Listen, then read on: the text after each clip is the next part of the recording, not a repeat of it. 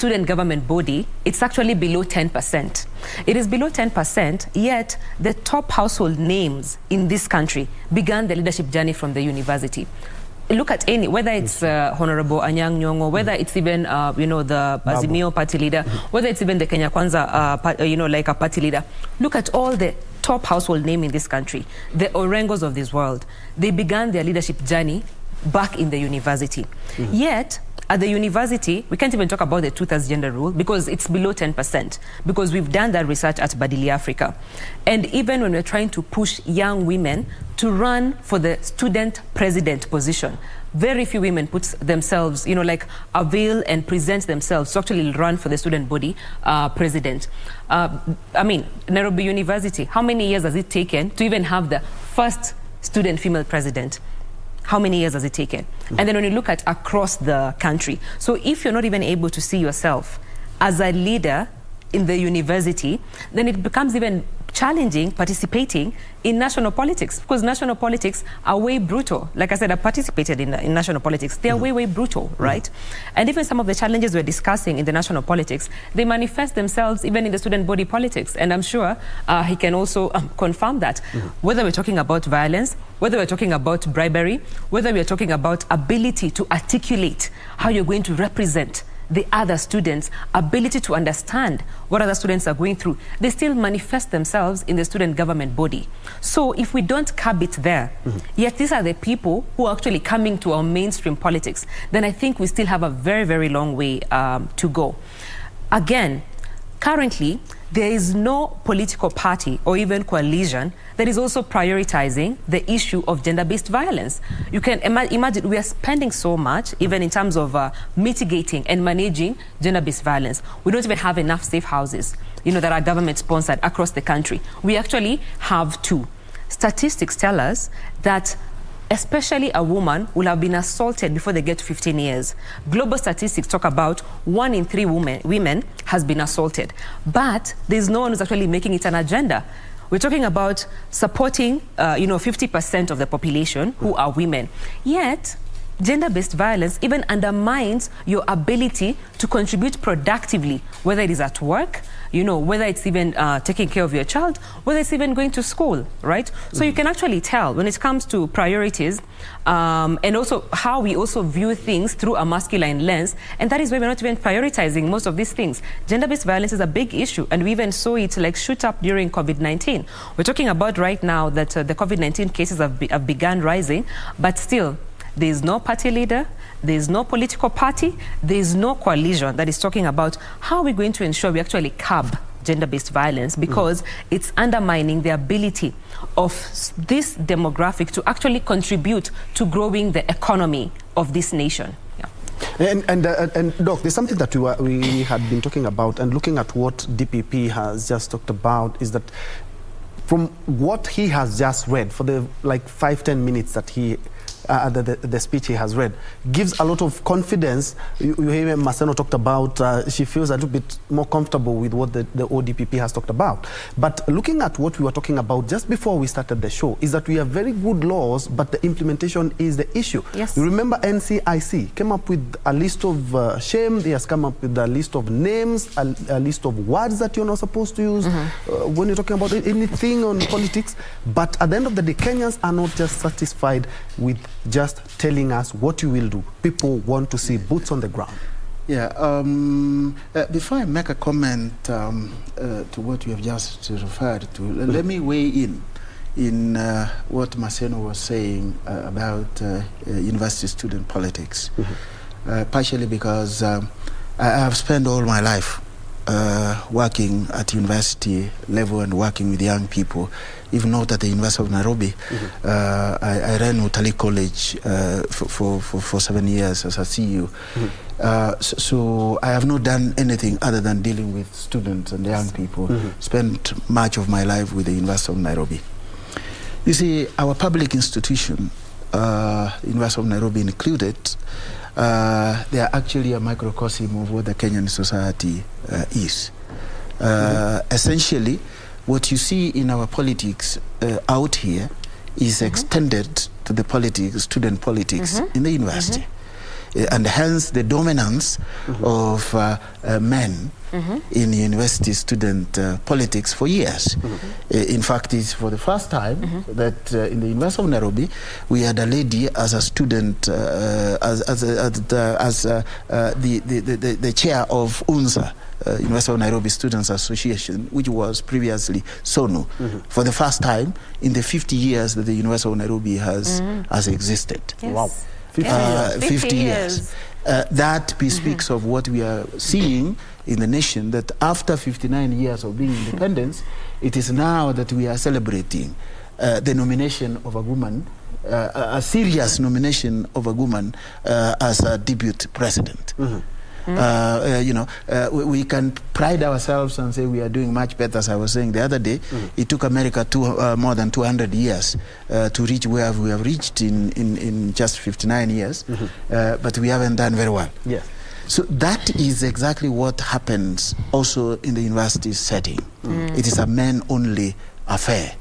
And as you said, if you look at history, the University of Nairobi particularly has been a very fertile ground where leaders hone their skills in those early stages of life. Name them, James Orengo, the more recent Pabu Owino. Just name the key politicians that we have. You will actually find their traces back to the University of Nairobi. If not in active political, quote-unquote, politics, some of them like the Kenya Kwanza presidential candidate was actually a leader in the Christian Union in our days as students of the University of Nairobi. So many of them that you see in the politics now, if they were not in the politics of the university, they had core politics. Some of them were running many, non-political institutions at those leadership positions. Or even hold governance, like Osiani. Like Osiani. Yes, many of us who are leaders, I was a leader of the Seventh-day Adventist group in the University of Nairobi and all that. Now, that is where what Nur Haji was saying becomes important. Yes, we can celebrate that they are having a multi-agency training for election preparedness at the Kenya School of Government. But if you permitted me some latitude, I would say that's a little bit too little, too late. This training could have come 2 years ago. Coming just a couple of weeks to elections, which preparedness are you going to do? Because the few weeks that we are remaining with denies you the long-term view and approach of issues that will allow you to be more preemptive than being reactive. No wonder then the way we have handled election violence is actually more reactionary than being proactive. History is replete with very clear examples that teach us that handling violence works well when you go preventive than going reactionary. The old adage says prevention is better than cure. True. We are always into curing. People are rioting, we unleash the police on them, they have a few rungus on their heads, and we think we have solved the problem. Far from it. This training, the meeting that is going on at the Kenya School of Government, it could have come 2 years ago to look forward, 600 days ahead of the elections. What do we expect? How do we prevent it from happening?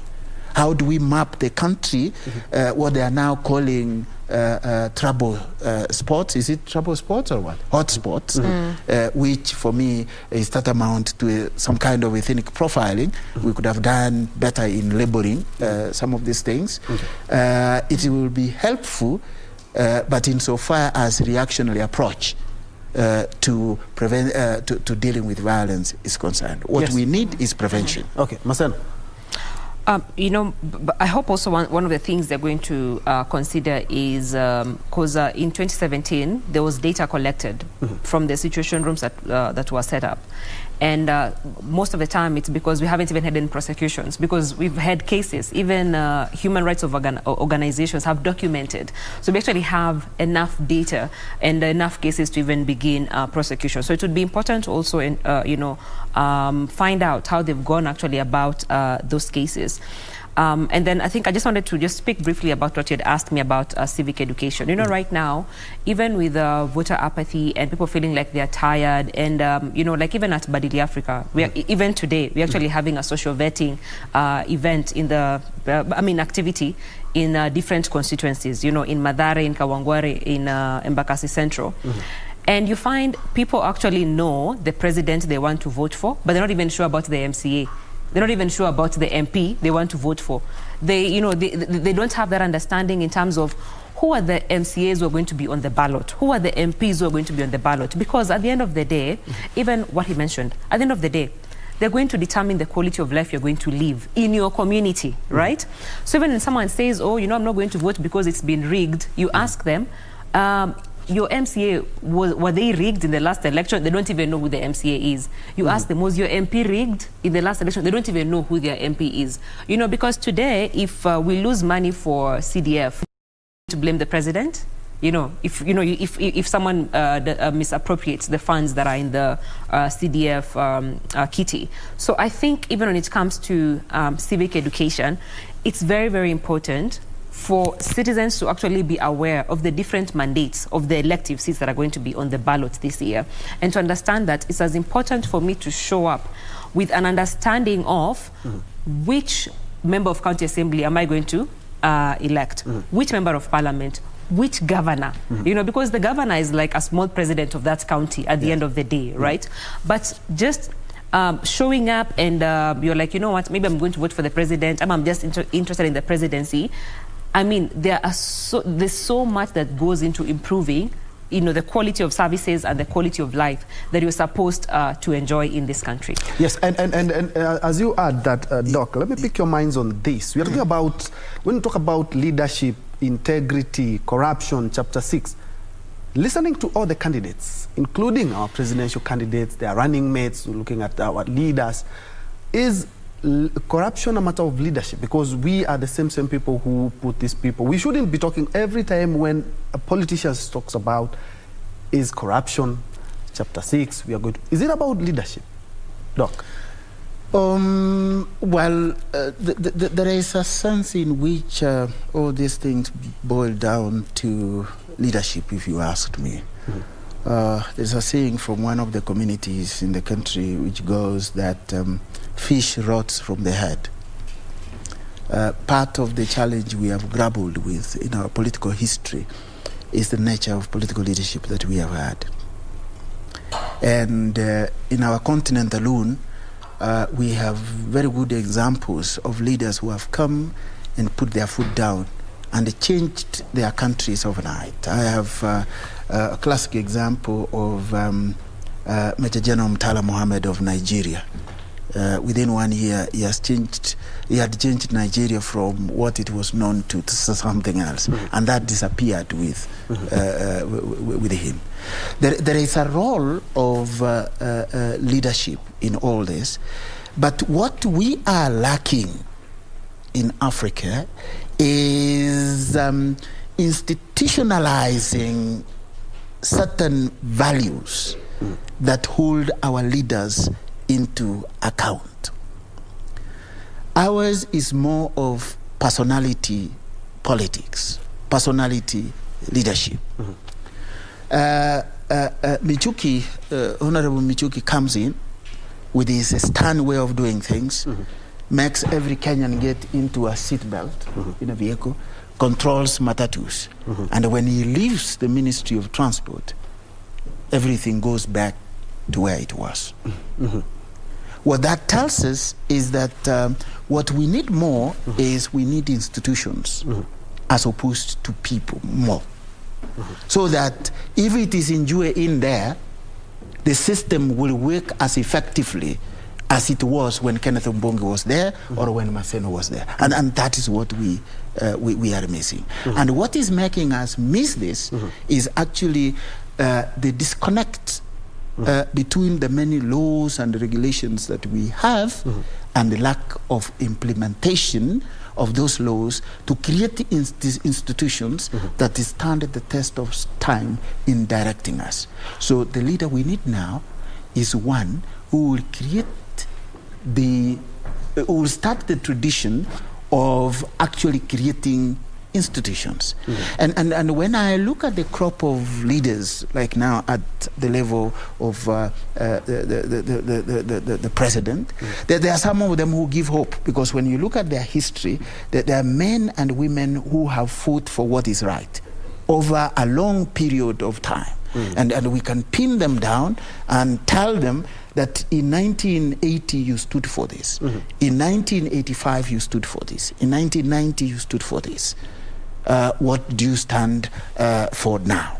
Okay. So that gives hope to the country. But what we need more is create institutions that are functional, and that's what we are missing. Maseno, do you concur we need to have institutions as strong as that? Because it's quite a good idea, such that we've seen leaders, when they exit office, that dies with the exit from office.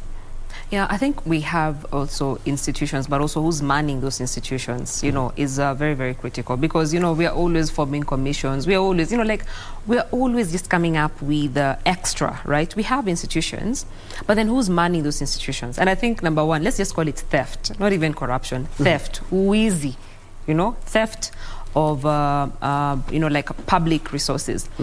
But again, there's even no political cost to you actually even just stealing those, you know, public resources, because you don't even lose your seat.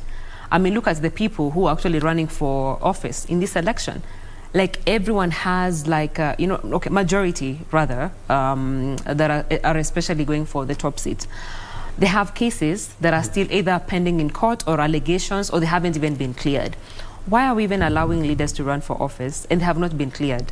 You know, if you're still being investigated, I don't think you should be given an opportunity to actually run for office if you're still being investigated, right? Just wait, let's finish the investigations, then you can actually be cleared to run for office. Because at the end of the day, the fact that even we have leaders who steal public resources and inject them back to, you know, to elections to bribe voters, they make it so costly for even young people to run for office. We're talking about majority of the young people in this country are not even employed. In fact, the bulk of the independent candidates, actually young people who are not even able to be given, you know, tickets by the political party, because they're even looking at you as dead weight. You're not even bringing any money to the political party.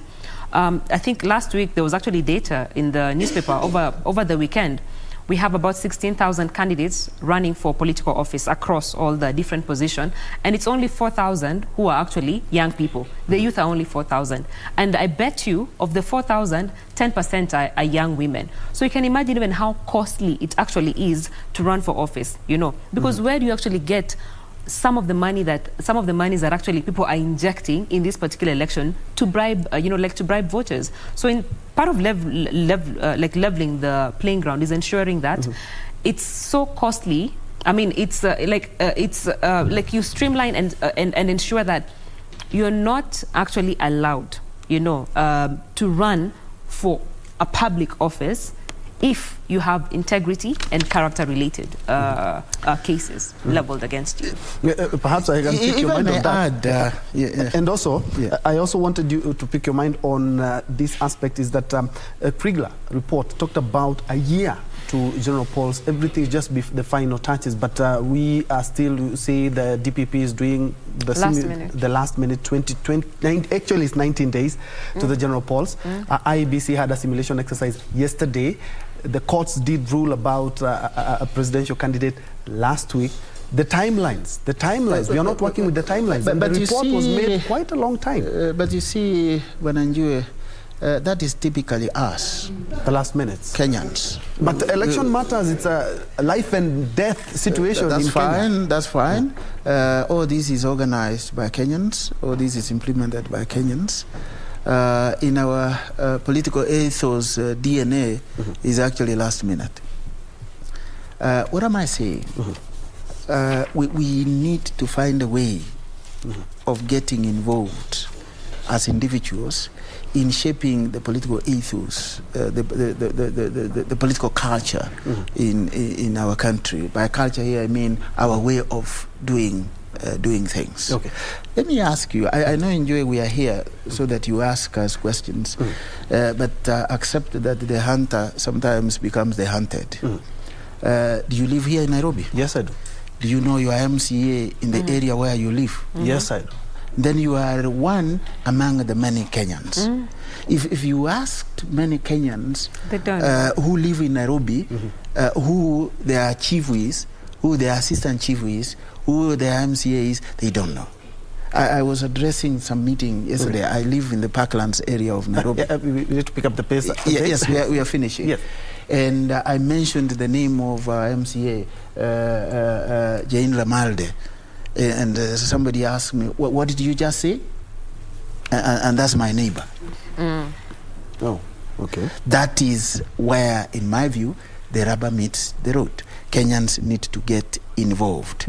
We need to begin to have questions, to ask questions. As we wind up. No, I think for me, you know, like my closing remarks, and I always like to remind people, even in our Badili Africa events, is that, you know, the most important office in this country is not the office of the president, is not the office of the governor, the MCA, the MP, the women rep.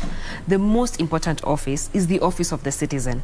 And it's because we're even failing in occupying our office as a citizen, in understanding our rights. Very few citizens even understand Article 43 in terms of what you are entitled to: access to better health care, good sanitation, you know, good education. Even just because you cannot claim a right you're not even aware about, you know. It's hard to hold the leader accountable if you don't even know their mandates, you know, like what they're supposed to do once they occupy office. It's hard to hold them and tell them, you know, this promise you're making is actually false. We have some of our Chama women who are, you know, who are campaigning for a political leader right now, who's a senator, and is promising them bursaries. I sat them down, I said, this is not even within his mandate, you know. He's promising you bursary and you're like, sisi tunakufa na huyu because anatupatia bursary. I'm like, people don't even know. That's what I'm saying. You see, so how are you going to hold someone accountable if you don't even understand their mandate? And that's why I'm saying the most important office is the office of the citizen. You must understand what you're entitled to actually be able to run it effectively, you know, like as a citizen, and hold your leaders accountable. And not just your elected leaders, even those who are appointed. And actually from the Nyumba Kumi, because we don't even speak about the Nyumba Kumi, and they have such an influence in the community, you know, we don't even talk about them. So to even hold that Nyumba Kumi person accountable, to hold your chief accountable, you know, at the end of the day, at all the levels. Okay. Yeah. Thank you so much. Unfortunately, Doc, we are out of time, but I can give you 30 seconds. Final remarks. That was the essence of devolution. Get people to be involved in the way they are governed. Thank you so much. Well put, Dr. Ken Ombongi, who is a senior lecturer and chairman Department of History and Archaeology at the University of Nairobi. And we also had Bina Maseno, who is a leadership and governance expert. We were looking at the state of politics and more or less on leadership, governance, and also accountability. On the second hour, we are still looking at matters politics, and I will be joined by two other political analysts and governance experts who will be talking about the debate. The debate is still there, and the campaign trail. What do you need in a campaign? Money? Yes. And lots of people to listen to your agendas. Well, is that it? We're going to be looking at that when we come back. This is KBC. Let's have a short break.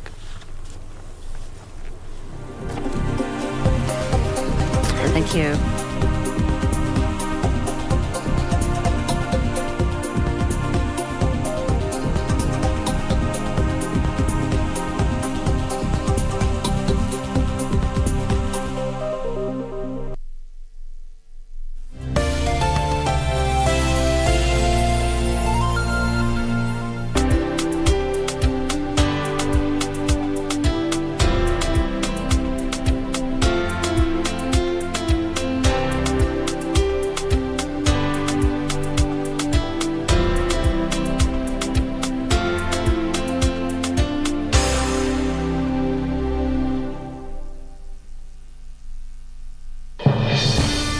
We shall legalize weed. Professor George Luchiri Wajakoya of the Roots Party. Semeni Babakea.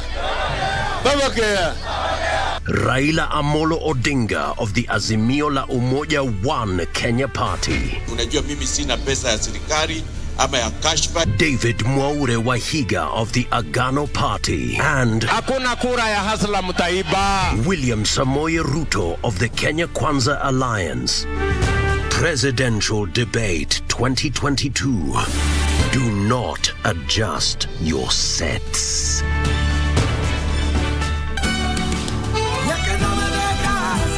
I was just so afraid he would do what he did to my godmother, to Mika and to Beto.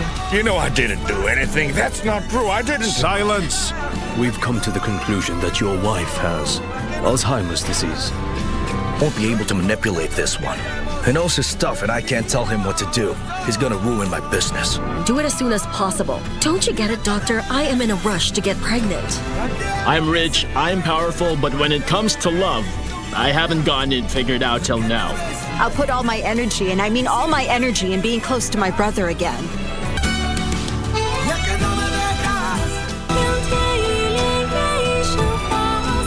Nova, you killed my son.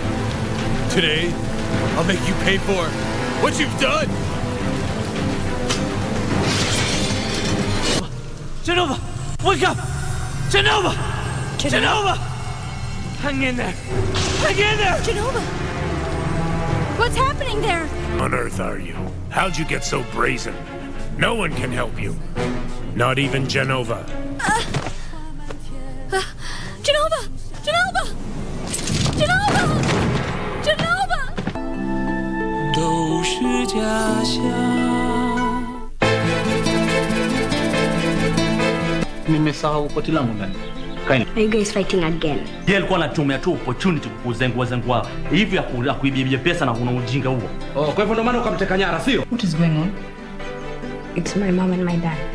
Niachie mwenyewe matatizo wangu bana. Sitaki maana lolote. Unajua utakasirika sana. Na hata naweza kufanya relationship yetu iende.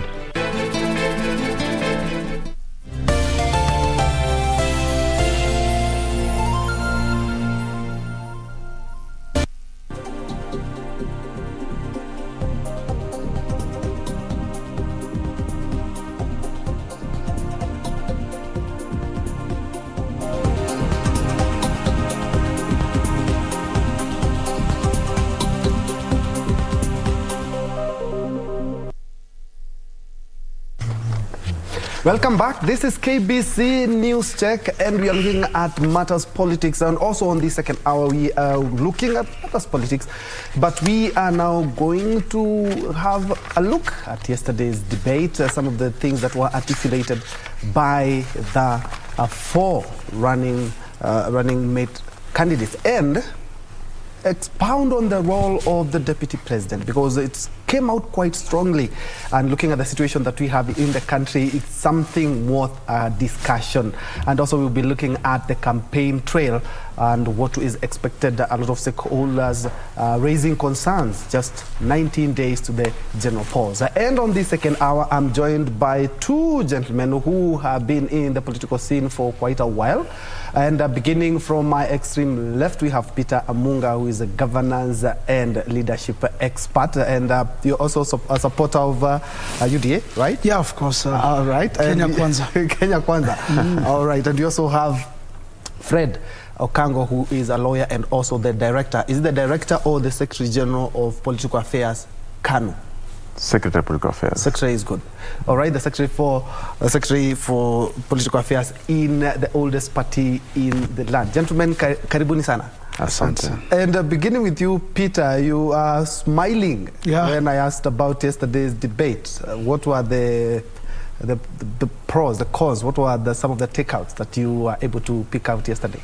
Yeah, actually, did it first of all live to your belief? Yeah, of course it did. To people like me who know Rigathi Gachagua, we were impressed.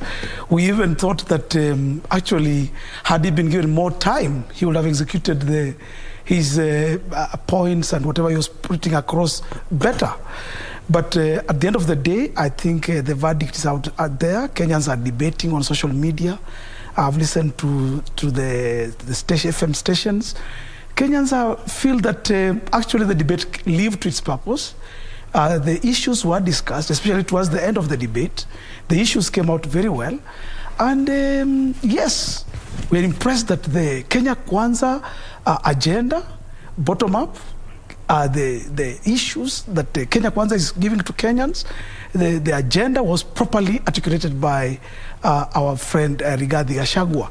Of course, on the other side, we thought that there seemed to be some kind of stagnation. When some questions were asked, there seemed to be some kind of propping up, some kind of somebody being told what to say. And so we felt that this debate would have been better if another person had been presented to face Rigathi Gachagua. Okay, let's hear what the other divide has to say about that. Thank you very much. And I think the verdict is out. Kenyans are happy. They're impressed. In terms of the elements of the debate, clarity of ideas, Madam Martha Wangari Karua scored an A.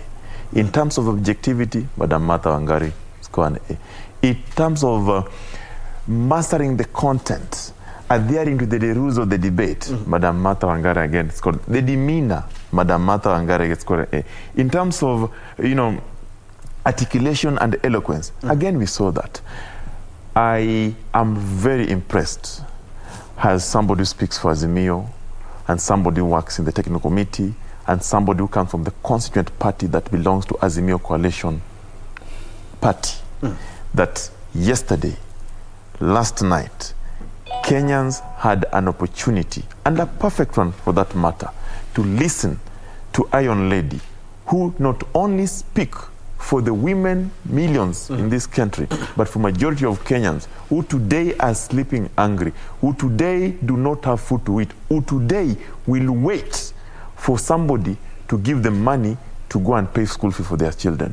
Madam Martha Wangari Karua gave an outline of Azimio agenda, right from the issues of corruption, Azimio la kina mama, Azimio la ugatuzi, and she dwelt more on the issues of integrity, something that our competitors, the person they presented was not able to ask. To answer. You remember when he was asked, where do you get your money for campaigns? He said Kenyans, and initially he had said Kenyans don't have money. Where is he getting? Who are these Kenyans? Number two, he did say that they will do away with the pending bills through 500 billion open bond, which basically is a loan. And he said in the political rallies through his boss and himself that Kenyans are on a Fuliza country. We are impressed that we unpacked. And we would want to give Rigathi Gachagua a mic more often so that he makes these blunders. Gentlemen, I know indeed you have already aligned yourself to a political outfit. No issue.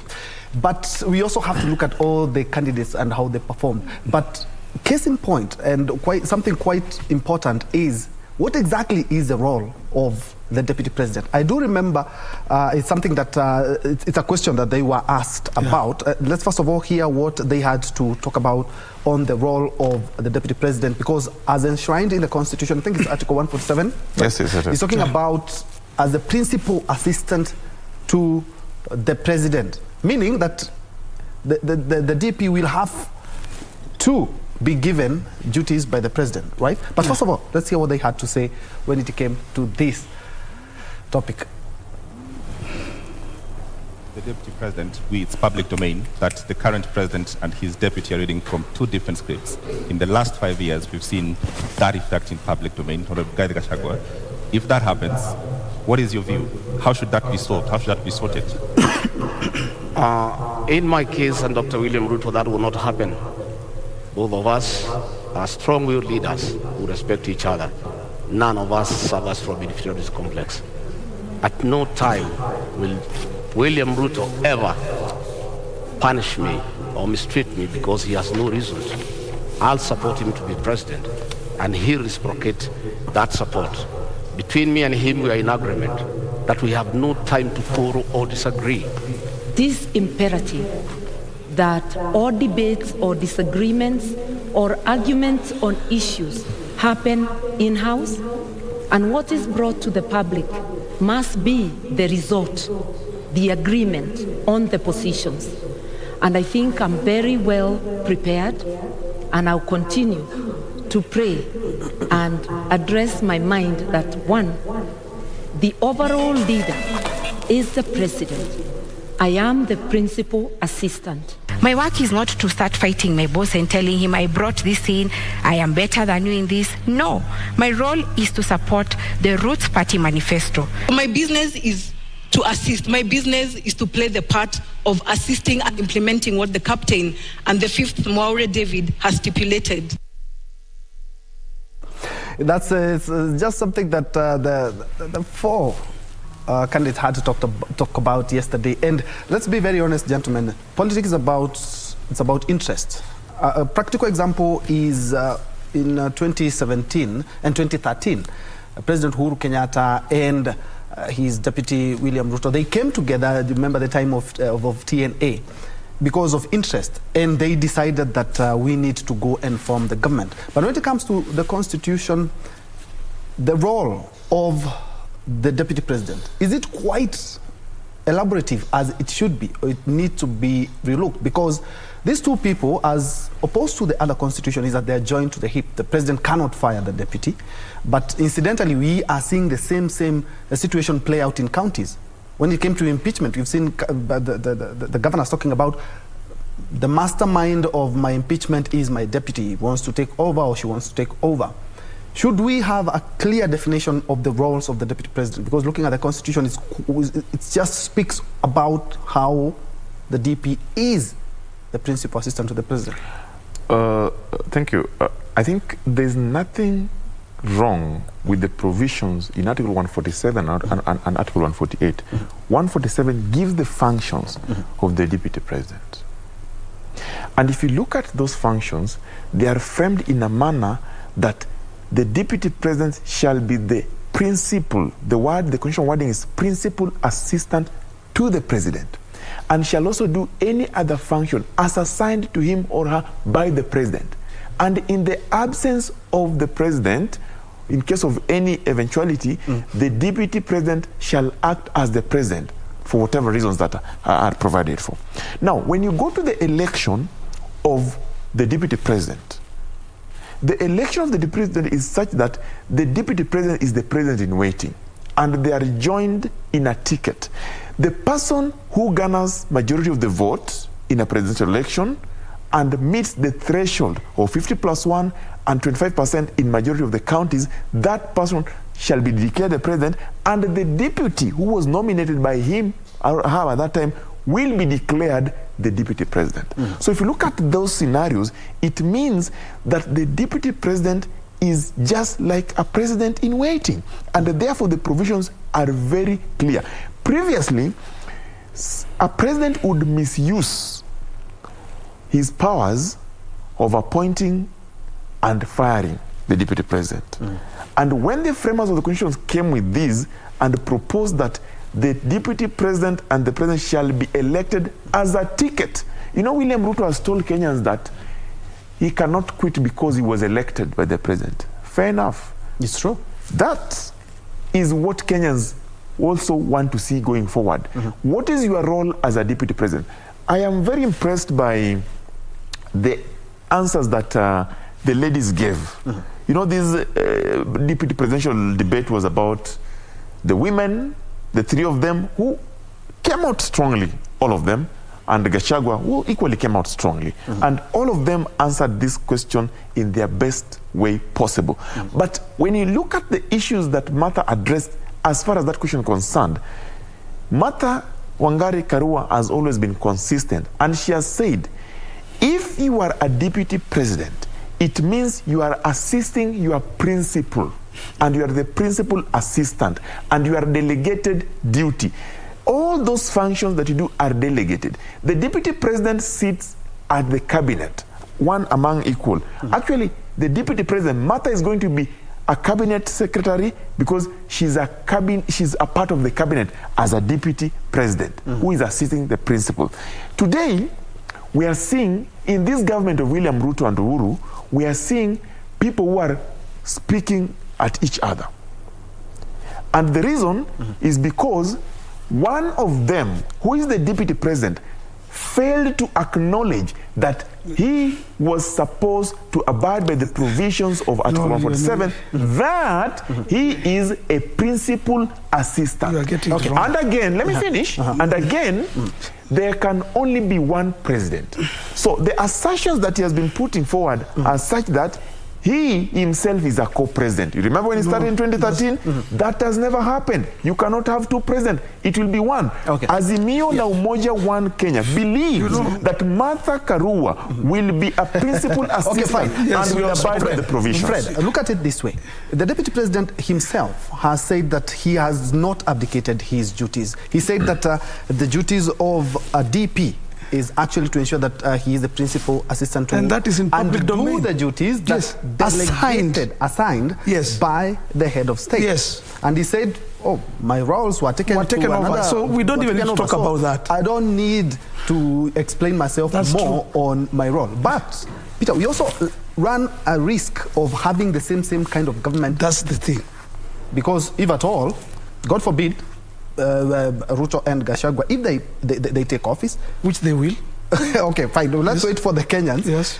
What will happen God forbid. if the question, God forbid, they don't, they're not compatible, or we have the same scenario that we have in the country playing out? What happens to Kenyans? Very good. Actually, that's the question. What my brother Fred is talking about, that one is the theory part of it, which he knows, and everybody in this country knows, that the roles of the deputy president that had been given to His Excellency William Ruto were taken over. They are done by other people. That is something in public domain. We don't even need to talk about it. So we don't need to ask, is Ruto doing his role or not? He can only do what is assigned to him. And that is the role of a deputy president. Your role is to do what you have been given to do. But also, apart from that, the good thing with the Constitution, and I like what Fred has said, the Constitution has insulated the deputy president, that he is there, courtesy of the Constitution of Kenya and the electorate, the people who have put him there. Now, the question you're asking is a very good question. What happens in case they are not compatible, they don't agree?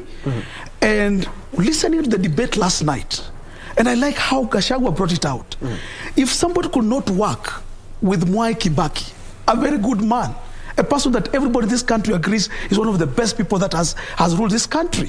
If somebody could not work with Mwai Kibaki, that kind of person already shows the signs of what can happen in case they are not compatible. We have varied opinions. Yes. Anything. No, this is a person who can easily walk away. Somebody who has walked out of situations. Somebody who has resigned when the fire in the kitchen is too hot. It simply means that this kind of person may not be able to be a deputy president in this country. You must be a person with what we call, you have to have a sound mind. And you have to be a person with a heart of a lion. You have to be a person who can manage issues. But a person who can walk out of situations, the way we are seeing the Azimio team bring us people who walk out. Some were either deputy governors, they walked out. Others were ministers of, they walked out. We want people who will remain there. And I think that's what the question is. I'm still on your point. Yes. What is the best and logical thing to do? Why would you want to be eating Kenya's or taxpayers' money and you're not doing anything? The same Constitution. If you are not assigned anything, the most logical things to do is to walk away. No. In fact, quitting is the worst thing that anybody can ever do. You are put there, you are elected as a pair. You go into office as the two of you. There are ways to remove you from the office. Then I think I got my answer. Listen, You said that somebody is not supposed to resign. Yes. And this begs the question, what if we have the same situation? Then if we cannot be compatible, that's what I wanted to answer now. Yes. If you cannot work together as a president, as the person who is the leader of government, even in parliament, there's something called impeachment. You take a motion to parliament, you say I cannot work with this person, you mobilize the votes, you mobilize members of parliament, they impeach your deputy. That is the best way to go about it. Now, this is how Jubilee failed. And you see, it's so unfortunate that even my brother Freddie and others, Mio people, like going into those kind of innuendos and shenanigans of trying to tell us this one did this one did that. If somebody did a mistake, if somebody stole from you, there is due process. There is a way we do things in this country. This is not a banana republic. We have our court, we have our judiciary system. If the deputy president is wrong, he has done something that he's not supposed to have done. We are a country guided by law. You go to the courts, you take him to parliament, you impeach him. So unfortunately, they could not impeach him.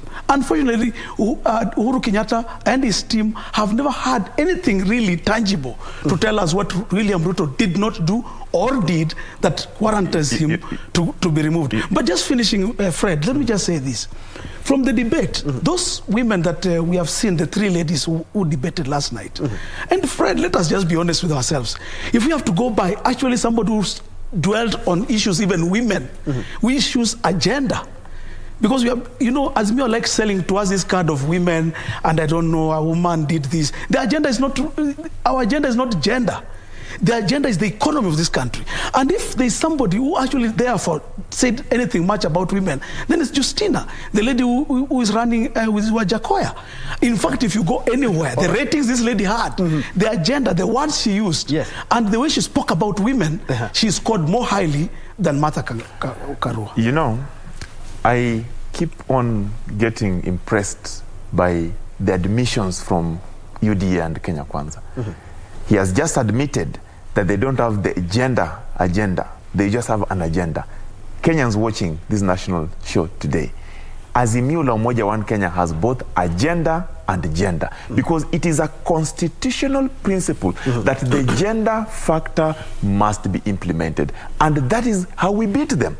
Martha Karua, other than being a woman who believes in all Kenyans, she is an aspiration to many young women and old women out there who for once believe that one day they will occupy the topmost position. We have made progress as a country. The Chief Justice today is a woman. If you look at the judiciary, most of the heads are women. If you look at the political parties, the head is a woman. We are making progress, and that is encouraged. And if you look at the promises, the commitment, just on the comment by Azimio, majority of the women are going to take place. You know, I know Kenya Kwanza.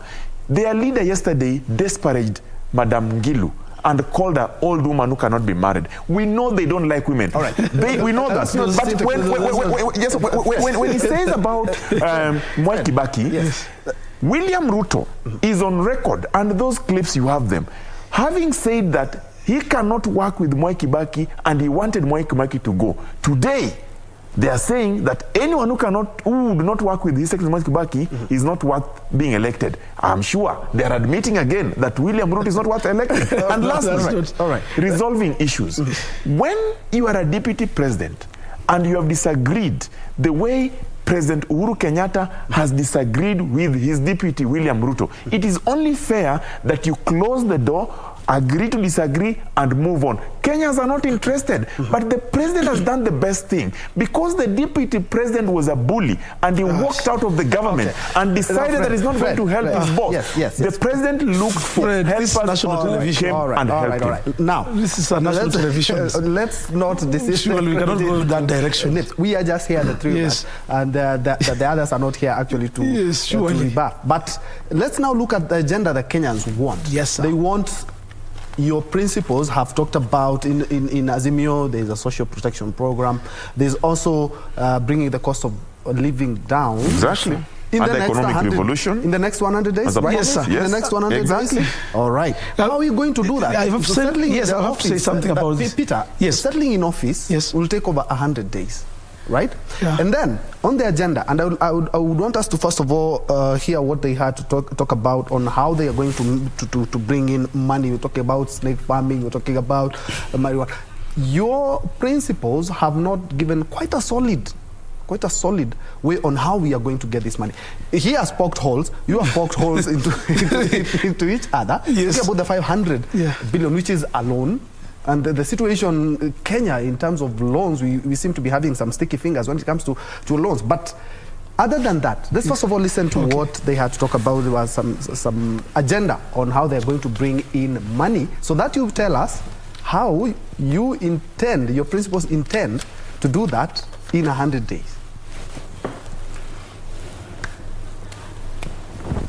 3 people are dying every day because of snake bites. And why? The antivenom we import in this country is from South Africa and India mainly.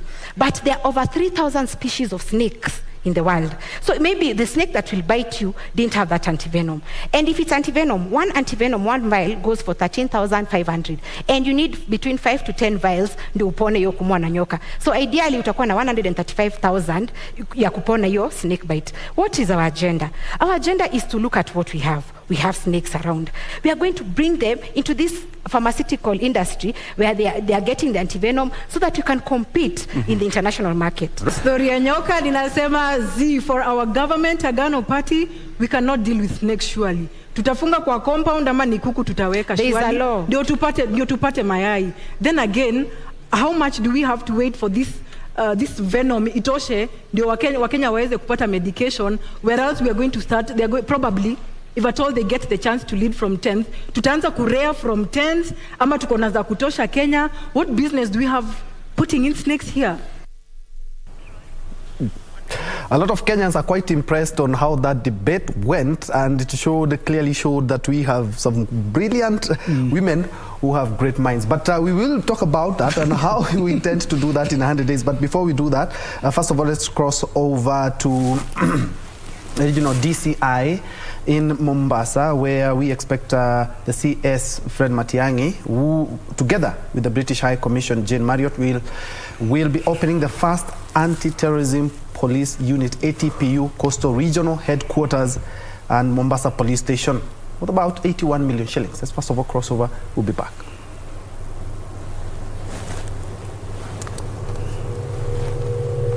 Of an internationally accredited training of trainers program. And looking ahead, I'm pleased to announce that we will continue to support ATPU skills training, including at this new building. So I'd like to take this opportunity to thank everybody who has contributed to the successful delivery of this joint UK-Kenya initiative delivered by UNODC. And in particular, I would like to recognise the Mombasa Working Group. Can we just ask those on it to put their hands up? Thank you. Thank you. I hope you're proud and happy, because it looks great from my perspective. And the UNODC, without whom the construction would obviously not have been possible. I look forward to continued work with the Kenyan government in our mutual fight against Al-Shabaab and Daesh to ensure the safety and security of all of our citizens. Thank you very much.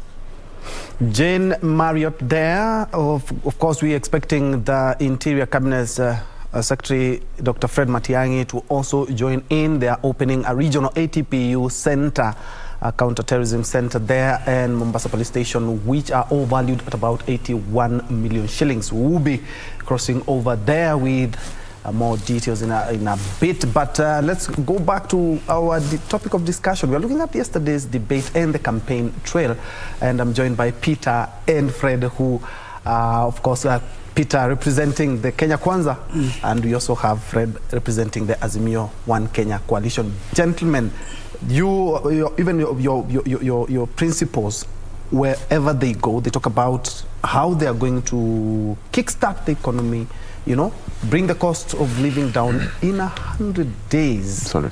You're a lawyer yourself. I want to say something. To settle down in an office 100 days is quite something. And you're talking about something that we require money. But, you know, okay. Let's Peter first. Where has money gone in this country? This is a very rich country.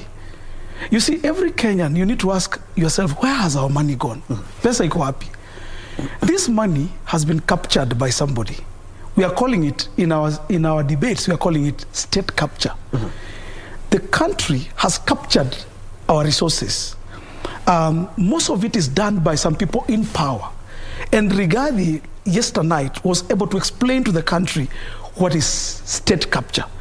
This thing called corruption is a good word, it's a good name, it's good to run around with.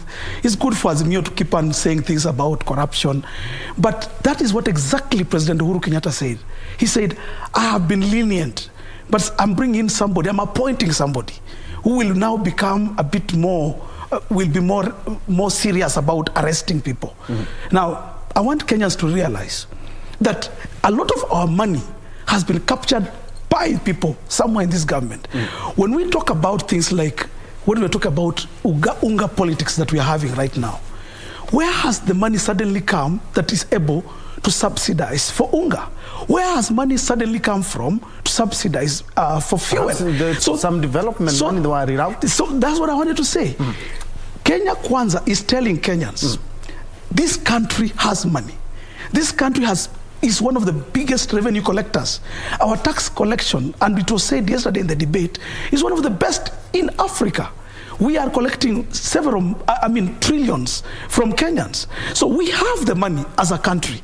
The problem is how to spend that money. Our problem is not revenue.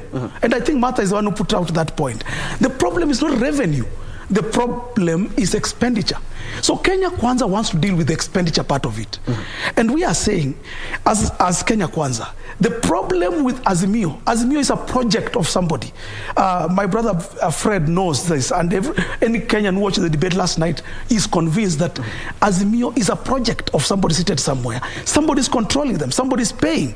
And the person who is dealing with Azimio must be, and Kenyans have concluded, the one who is also leading this thing called state capture. Our resources have been captured somewhere. They were not so we remove Azimio and we remove the whoever is in the state capture, when we'll be able to get the money in this country on track. Fred, you want to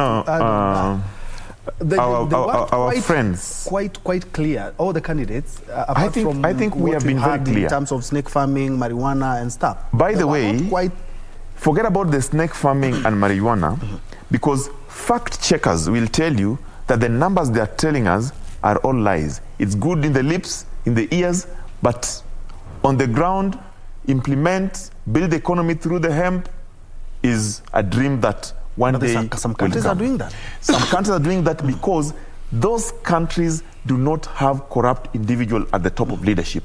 We must redefine corruption. Today we are saying corruption is dishonest and fraudulent activities by those in power. All right, hold the thought. Interior Cabinet Secretary is currently addressing. We cross over back to that together with the UK. All right.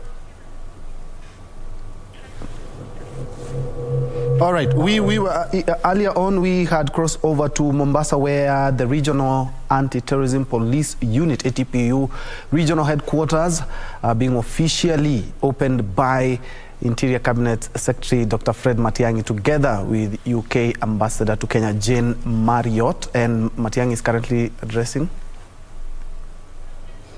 Let me start by saying how grateful I am. First, to our partners, Her Majesty's government, and to thank you, Your Excellency, the High Commissioner, because we were here in 2016 together to commission the construction of this building. We thank the Lord that He has seen us through all this time, and we are here this morning to commission the building. I want to thank the colleagues from the DCI's office, led by Mr. Kinoti, and the huge team that is here, including my friend, the director of ATPU, for the excellent work that has happened here, and the project team for all the good work that you have done. The reality is what it is. It is what it is. We wouldn't like to open these kinds of facilities, but terrorism remains an ever-present and evolving national and international security threat. In the year 2020, we lost over 29,000 lives to terrorism. And we in Kenya, more than anyone else, remember, especially in the last 10 years, the challenges we have faced. Our own administration, when President Kenyatta took office, we were rudely welcomed by the terrorist attack in Westgate, the losses that we had when terrorists walked into Garissa University and slaughtered 180 of our kids. And of course, most recently, the challenges we've had in Dusi too. Even from the activities that go on in this region alone, it's evident that the threat of terrorism is not about to go away. So what do? We prepare ourselves accordingly, we train, equip ourselves, staff up, and raise up to deal with this particular challenge. I am grateful that over the years, Kenya has acquired reliable and very credible partners like the British government who have worked with us and continue to support the work that we do to counter terrorism and all its facets and threats. The investments that the Kenya government has made over the last 10 years have seen our capacity to deal with the threat of terrorism more than quadruple in terms of personnel, equipment we've acquired, the institutions that we have created. And for this, I have to very sincerely thank my colleagues in the security sector. I sincerely want to single out our Director General of the National Intelligence Service, General Philip Kameru, our CDF and his team, the DMI, and my friend Hilary Mutiambai, the Inspector General of the National Police Service and his team. We have improved our capability to deal with terror attacks and terror threats. But we are not there yet. The work that is being done by police and sister institutions, the investments that have gone into the ATPU, the SIPU, the KDF, of course, that I've just mentioned, and NIS, show that we have covered sufficient grounds, but we still have some more work to do. Therefore, I want to welcome our friends from UNODC and the British government to continue working with us as we strengthen our capacities to deal with the threat of terrorism in this region. Before I end my remarks, I need to say the following. One, that the facility we are commissioning today adds to our institutional capability to respond to the challenges of dealing with terrorism. I need to say and confirm to everyone that government is committed to respecting the rule of law, the Constitution, and all requirements of the international conventions that we have signed up to. This facility has been built in obedience to most or all of those conventions. We will respect the human rights of suspects, including terror suspects. We will ensure that they are held, treated, and managed within the framework of the human rights prescriptions, both in our Constitution and the international conventions that we have signed up to. However, I want to say this. We have more to do, and I have asked the Inspector General of the National Police Service this morning that following this facility, we now need to start preparing to build a court facility here, similar to the one we have at Shimola Tower and the one we have at Kamiti Maximum Prison, so that while we hold terrorists in these facilities, we are also able to process them through the justice chain here. That keeps the population out there safer, gives us an opportunity to expeditiously deal with their challenges, and also ensure that cases involving terror and terrorist activities do not linger around in our justice system. Secondly, we will replicate the design and the institution that has been done here in at least 2 other parts of the country using our exchequer resources. We will do this facility in one of the northern cities of our country, and we will do a similar facility in one of our western cities of the country. Why? Because we want to give ourselves increased capability to not only hold terror suspects, but process them through the justice system expeditiously as a way of keeping our population safe. Finally, I would like to confirm on my own behalf and on behalf of my ministry and my colleagues in the security sector our continued collaboration and our commitment to our partners, UNODC, the British government, and all other actors we work with in this sector. We live in a globalized environment. Trouble somewhere is trouble everywhere, and therefore we are gratified that our partners are willing to work with us to address this challenge of terrorism. Ladies and gentlemen, since I have this unusual opportunity before I end my remarks, let me say this. In the country, we are about 19 days away from the general elections. Just this morning, the Inspector General and I have had an extensive meeting with our regional security team in the coast region. I am satisfied that appropriate plans have been made. And we have agreed, and I would like to announce that there are some parts of this region where we are going to heighten surveillance, and therefore I have asked this morning the regional security team to rise up the level of alertness in certain parts of this region to ensure that we facilitate effective participation in the general elections. I have no evidence that there's going to be a problem of any kind. We are prepared and we are ready. We are bringing in special additional resources to back up the work and the planning that the regional security team is doing here. And therefore, we will, effective next week, locate additional security resources here to back up my colleagues who have done a phenomenally excellent job in keeping this region safe. The only dimension that we have looked at together jointly is aspects in some 2 counties in this region where possibly players in the electoral process may be tempted, and we are noticing some evidence of that temptation to try and mass up small groups that could engage in crime. My simple advice to them: Interior and Coordination of National Government, CS Dr. Fred Matiang'i. There's a live feed from Mombasa together with UK Ambassador Jane Mario. They've just commissioned a counter-terrorism regional center in Mombasa, and some of the things that he has been talking about is that the government has improved its responses and alertness when it comes to matters of terrorism.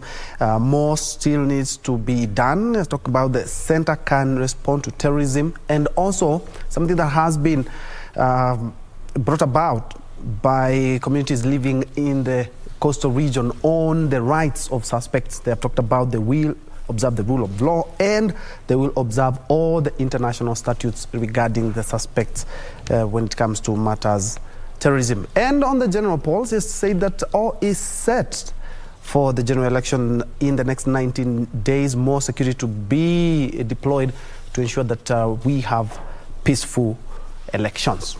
That said, we are back to our discussion. We are taking a post-mortem of what transpired yesterday at the running mate debate yesterday night. And I'm joined by 2 gentlemen. One, Peter Munga there.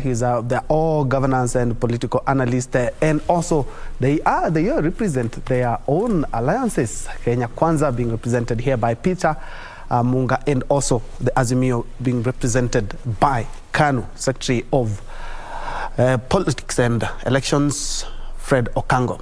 Fred, yes. From where you before we went on yes. To Mombasa, I was saying that the whole issue here is about corruption. Remember, we're still doing 100 days. We want to see how. And we said within 100 days what we're going to do. In Azimio agenda, we have said that within 100 days, we shall declare corruption a national security threat. It is there. And in Azimio we say, don't dare, don't touch, don't do. Something that our competitors, when they hear, they run. After running, you know what they do? They rebrand it as state capture. When you redefine corruption proper, in operation definition, it is, corruption is dishonesty and fraudulent use of public resources by those in authority or power. Today, the biggest state capture is the state capture of accessing public funds, using them in a manner that is for self-interest, either by doing government business with government or ministry. Last night, there are certain individuals who acknowledged that indeed they did business with certain state institutions and that is their money. While that is only the court can tell us, but from where we sit as the public, we do know for sure that there is a problem with corruption. Whether you want to call it state capture or you want to call it corruption proper or you want to call it officide, it is a problem that we must deal with it in 100 days. Don't dare, don't do, don't touch. Within 100 days, we have said we are going to look at the state of social infrastructure. 3 APRO, Inua Jamii. There's a lot of work in 100 days. Yes, and it is possible because the money has been budgeted for. In fact, when Raila gets in government, the budget is already there. We are saying over 8 million people out of the 2 million families that are vulnerable because of the issues or absence of the socio-economic rights that they don't enjoy today, we shall give them 6,000 stipends within 100 days because it's there. The other thing is majority of young people today don't have jobs. We must reintroduce back kazi kwa vijana so that they can have source of livelihood. And lastly, the women that are forgotten about, the women that our competitors are abusing, single mothers who today in Gorokocho, Mukuru kwa Njenga are going out their business so that their children can have food tonight. We must take care of them. We know for in sure 100 days that as well. in 100 days, because the government is not at standstill. The government is continuing.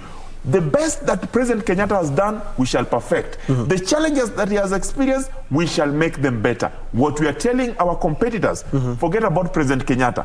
President Kenyatta is going home with William Ruto. We want a government that is coming on board, a government that has an agenda. That government is Azimio la Umoja One Kenya. These four candidates, from that, these four candidates, they talk about, of course, was the issue of the funding for the campaigns. Peter, incidentally, your candidate was so cagey on that aspect because he even didn't talk about how much we've been able to spend.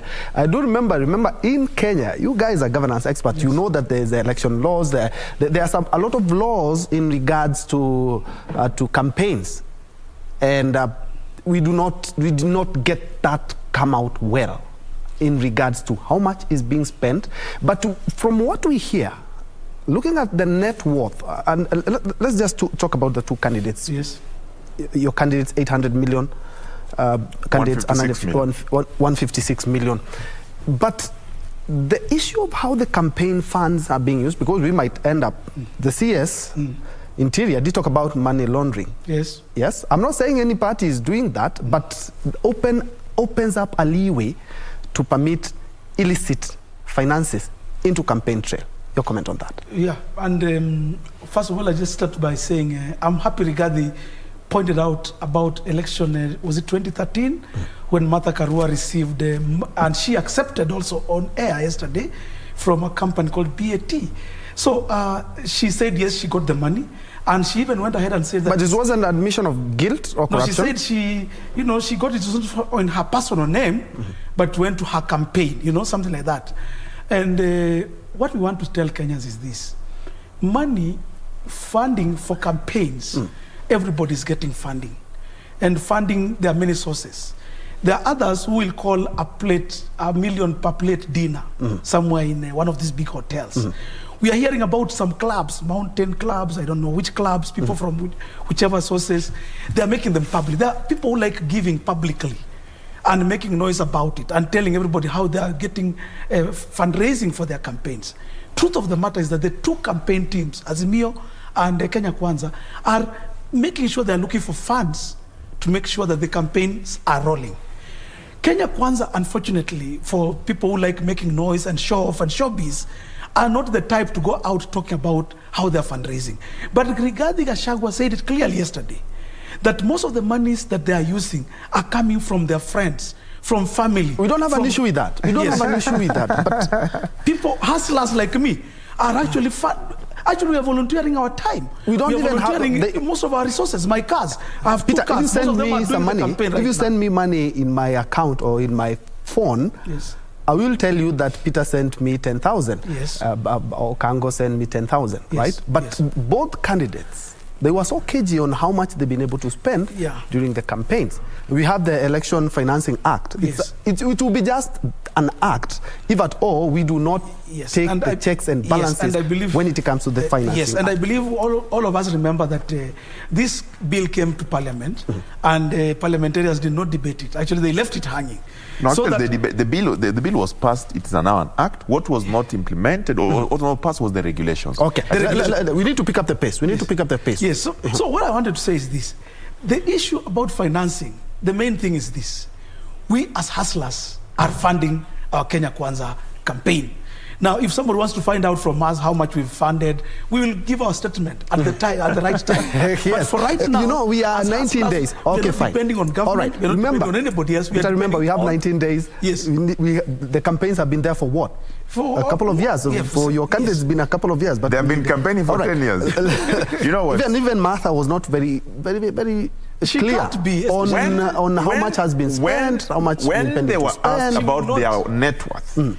Rigathi Gachagua said is worth 800 million, less 200 million that is held because of the cases he has. Martha Karua was explicit and said she is not land greedy. She is not wealth greedy.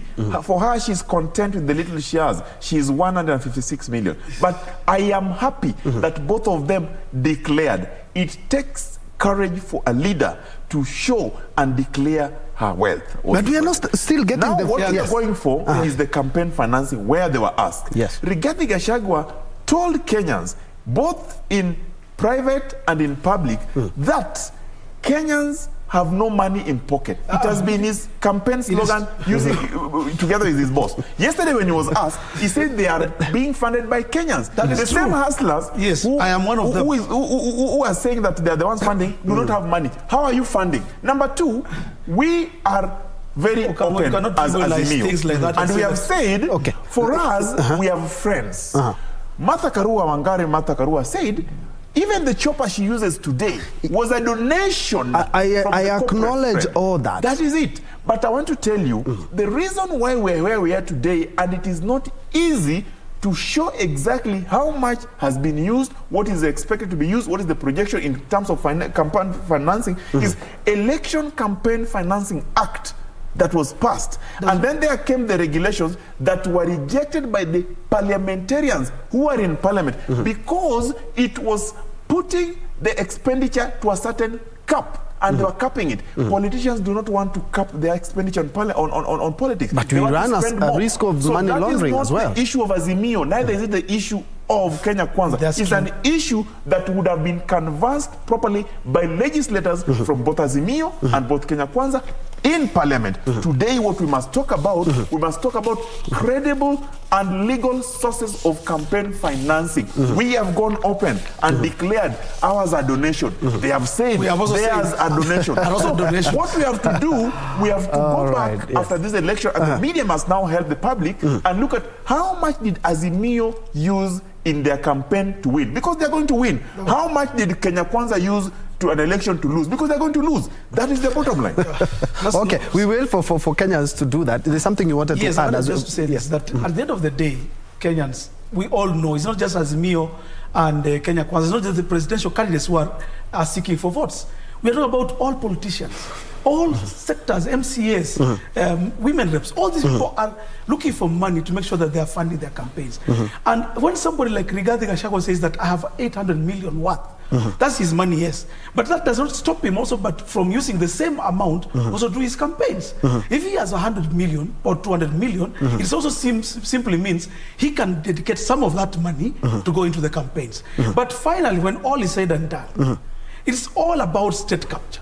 We are talking about the Azimio campaign. We have seen chiefs being used, mobilized. We are hearing policemen being deployed to gather. They are hearing, they don't know. And we are seeing, not that we are just hearing. Now, so gentlemen, because I don't want us to just throw words here, because at the end of the day, we need to be peaceful, and Kenyans are also watching. Still on the matter of integrity. They're talking about, one of the guys talks about a commission. Yeah, Rigathi. You know? Yeah. To set up. To investigate the state yes. culture, yeah. But Karua talked about going for the jugular. That is exactly what she used. And we know in comparison, all the four candidates, despite the fact that she's supporting two. I want to tell Kenyans, we are not a banana republic. This country is ruled by law. Martha Karua, Azimio, Babu Wino, Fred Okango. Yes. These are people. The commission. The commission is talking about. We already have an ethics and anti-corruption commission. Near the courts of law. And we have ACC. We can call them hecklers. What I want to say is this. As a country, we are ruled by law. Martha Karua will not win election and say, Peter Munga, you are going to committee today. She can't. She can't even manage. Because there's due process. What they are doing is heckling. That is just the tialalas and the T-beams that we are used to from that kind of side. We are talking about due process. And when Rigathi Gachagua talks about a commission, when he talks about investigations proper, when he talks about independence of all the organs that are dealing with investigating corruption in this country, then he's telling us now the way forward. All right. Heckling and giving us sloganeerings and giving us statements on top of vehicles, that is not how to deal with corruption. All right.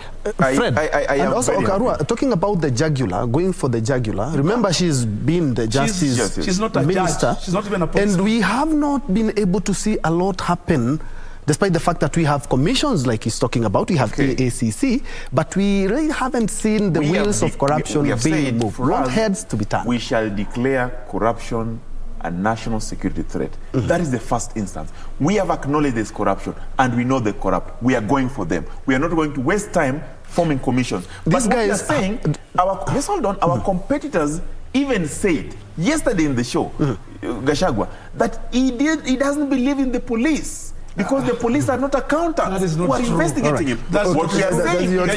We believe in leadership and integrity. And we acknowledge that the leadership and integrity, the office that the public officers hold, is a public trust that they are entrusted in. And they must exercise in a certain manner. If there is one manner, you must exercise in accordance with the object of the constitution. They are not. You must respect the office you hold. They are not. You must bring integrity to that office. They are not. And that's why you hear them say, women are this, women are this, we don't want gender, we want a gender. We must accept that Gentlemen, to deal with corruption, you must go for the jugular. The jugular is the thief who steals money, wastes public money, and goes and they have a face. They have a face, but unfortunately we haven't been able to see. And that's why some of them have been arraigned in court. Today they are defending themselves. We know all of them. Okay.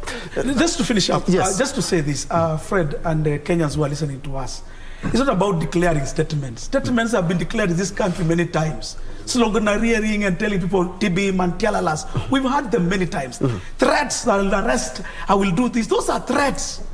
Talk about empowering our judiciary. Operationalize the judiciary fund. Give the police power. If there is a person yesterday in the debate who talked about teachers, who talked about workers, who talked about the police, and even talked about increasing their salaries, was Rigathi Gachagua. He cannot tell us that Rigathi talked ill of policemen or of teachers. I am a worker, I'm a laborer. And as laborers, we heard clearly. The only person who articulated our issues in that debate yesterday was Rigathi Gachagua. And we are saying this, as Kenyans, this country will not move forward by sloganeering. This country needs people who will come up with proper, concrete ways of doing things. And our friend William Ruto has signed charters with women. When he talks about gender, we've talked about giving women 50% of our government. It is written, it's not sloganeering. When we talk about 30% of government to Western Kenya, the western part of Kenya, it is in written. It's not something that somebody stood at the steps of KICC. Talking about the gender, I'll make you an assistant minister or a minister. It's a good thing. We are talking about William Ruto is going through things, doing things properly. Yes, I will allow you to. And that is what. But yes, sir. Remember, talking about gender, Kenya Kwanza did submit a nomination list to IEBC, which of course was rejected, same as your Azimio. And it was rejected because of gender. Talk about gender, we want you to bring out that gender. If you cannot do gender in just a simple nomination list. And I'll just finish up. In a minute. Yes. So you see, the issue why IBC rejected those nominations, not just because of gender, because by the way, if you look at there are so many, but gender is one of them. So many women as UD and as Kenya Kwanza. But the issue that actually made it to be rejected is people living with disabilities being left out, which actually Azimio left out almost all of them. But the worst part of it was that as laborers, Wilson Sossion used to be a nominated member of parliament to represent Labour. This time, ODM and what they call Azimio have not nominated anybody from the labor sector. And I'm telling people who are watching me, and I believe even my father at all is watching, Azimio has not nominated anybody from the labor sector. And I'm happy that IEBC rejected that list. That is UDA nominated a lady who is working with Kenya Women Teachers Association. She will be sitting there as a nominated. The issue is that the deputy president talked about 50% of the government will be ministers, women, right? Yes. But just a simple list, you cannot be able to observe that. But let him revert and also tell us why they have not been able to observe that gender as well. You are asking Peter Munga a very difficult question. He cannot answer because all along they have told about Mama Mboga, mtu wa mkokoteni, boda boda, and in their nomination list there was none. In the appointments, there is none. There will be none. What we are saying, it is not about the cabinet secretaries alone. It is not about the deputy president alone being a woman. But Azimio La Umoja believes that the first person that we must empower is the local woman. And that's why we have a whole agenda called Azimio la Wakina Mama that is going to look at the issues of access to credit facility, business money, funds that will empower them wholesomely. Lastly, we do believe that this election is an election that Kenya is going to face those who believe in transformation and those who don't believe in transformation. For us in Azimio la Umoja One Kenya, we believe in transforming Kenya. Economic revolution, social transformation, and good governance, with particular emphasis on corruption. Our competitors that we respect so much, Amunga and the team, call it state capture. But they're forgetting that they have captured this state through corruption, some of them. And those records are there. To finish, I want to ask Kenyans out there, you have a choice. This election is not war. When I leave this room with Amunga, he will be buying me lunch. But we are friends. We only differ on ideologies. What we must put on the table is that ideas that Kenyans are competing on. But when guys go out there, please vote for somebody who will secure your life. And that you have a choice. And that choice is Azimio la Umoja. That person is actually William All right, gentlemen, I'm going to give you each a minute Kenyans each. need to transform this country. But gentlemen, I'll be very honest with you, speaking for Kenyans, is that the first test, I believe, should have been on this list. If at all, Azimio, Kenya Kwanza, you're talking about gender, your inclusivity, but you're not able even to manage a nomination list. Kenyans are watching, and they would want us actually to put things far much better than you guys are doing. But remember, the nomination list is not about gender alone. Yes, I say. No, in party lists, there are certain principles that must be followed constitutionally. Number one, the 12 members of parliament that are nominated in the National Assembly must come from the youth, women, and people with disability. The 16 women in Senate are mandatory. There are 16 women. The majority that are being nominated in the county assemblies must not necessarily comply with the ethnic and regional diversity of people of Kenya because they are from that local. So the issues are varied. We have seen situations where people who are vying for positions nominated themselves. Those are the issues that IBC was against. Amunga. Yes, sir. 1 minute. Yes, I just want to tell Kenyans that, as my friend Fred has said, this election is not about war. We are going to fight. This election is just about ensuring that we change our economy. Unga is still bad, despite what Azimio are trying to do through their state capture and promising us that Unga will be 100 shillings. I can tell Kenyans it's not yet 100 shillings. When they lied to us about fertilizer that is 2,000 shillings, they lied to us. Fertilizer is still 6,000 shillings. We don't want liars. Elect people who are practical. Rigathi Gachagua, practical man, bottom up. William Samoei Ruto, practical man, bottom up. Musalia Mudavadi, practical man, bottom up. Those are the people we will elect. Indeed. Thank you so much, gentlemen. We can keep this conversation on and on. I know you're going to vouch for each of your candidates, but who was the other outstanding candidate yesterday? Because I'm quite sure you're going to say Martha Karua, right? I must congratulate the women of this country. Yes. I must congratulate Justina. I must congratulate Ruth. I must congratulate immensely Madam Martha Wangari Karua for doing us proud. All right. This country is moving forward. 10 seconds. It's too much words. Just 10 seconds. Justina beat even Martha Karua. She aired all the points. She talked about her manifesto and the agenda. If Justina was the running mate for Raila Odinga, I will think twice. She did a good job. All right, gentlemen, thank you so much indeed for joining me. Peter Amunga, who is a political and governance expert, also representing Kenya Kwanza, and we also have Peter Okango, who is a lawyer. Fred Okango, who is a lawyer and also the secretary for political affairs, KANU Party, representing Azimio la Umoja. We're trying to put into perspective things that happened yesterday in the debate. But for now, I'm leaving you with the campaign trail of Kenya Kwanza. Today they are in we are all over. They're in Makindu. We are all over in Makindu. The DP is in Makindu. Let's first of all yesterday. Kitendawili. Tunaelewana jameni? Mimi nawauliza machifu mahali popote walipo wasikubali sheria itachunga haki yao. Hakuna chief atalazimishwa atikwenda kufanya kampeni ya Azimio. Azimio watafuta watu yao. Tunaelewana ama tuelewani? Na hiyo project ya Azimio si imecollapse tayari? Si Kitendawili ameshafunga virago hapa Makueni? Ama bado anazunguka hapa? Mumemfungisha virago? Anaenda nyumbani? Anaenda nyumbani? Therefore we want to say